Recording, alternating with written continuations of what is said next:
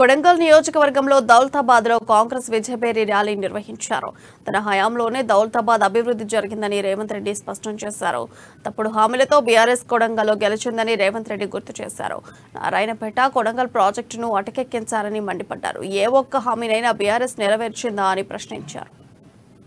దౌలతాబాద్ నుంచి కోస్గి, దౌలతాబాద్ నుంచి కొడంగల్ కు డబల్ రోడ్లు తీసుకొచ్చిన ఈ ప్రాంతంలో గ్రామాన ప్రతి పేదవాడికి ఇందిరమ్మ ఇండ్లు ఇచ్చిన, ఈ ప్రాంత రైతులకు వ్యవసాయానికి ఉచితంగా కరెంటు ఇచ్చిన, మా ఆడబిడ్డలకు పింఛన్లు ఇచ్చిన, మహాలక్ష్మి గ్రూపులకు పావులా వడ్డీకి తర్వాత సున్నా వడ్డీకి మీకు అందరికి కాంగ్రెస్ పార్టీ అధికారంలో ఉన్నప్పుడే ఇవన్నీ మీకు అందరికి వచ్చినాయి.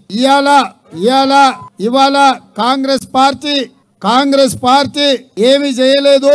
నేను వస్తే అన్ని చేస్తా, పేదలకు డబుల్ బెడ్రూమ్ ఇల్లు ఇస్తా, దళితులకు 3 ఎకరాల భూమి ఇస్తా, ఇంటికో ఉద్యోగం ఇస్తా, ఈ ప్రాంతానికి కృష్ణా నది జలాలు తీసుకొస్తా, కొడంగల్ మండలంలో సిమెంట్ ఫ్యాక్టరీలు పెడతా, వికారాబాద్ కృష్ణా రైల్వే లైన్ తీసుకొస్తా, అదే విధంగా మన ప్రాంతంలో ముఖ్యంగా దౌలతాబాద్ లో పిల్లలు చదువుకోవడానికి, పేదోళ్ళ బిడ్డలు బాగుపడడానికి జూనియర్ కాలేజ్ తీసుకొస్తా, బొమ్మర్ హాస్పిటల్ జూనియర్ కాలేజ్ తీసుకొస్తా, కోస్గిలో ఇంజనీరింగ్ కాలేజ్ తీసుకొస్తా.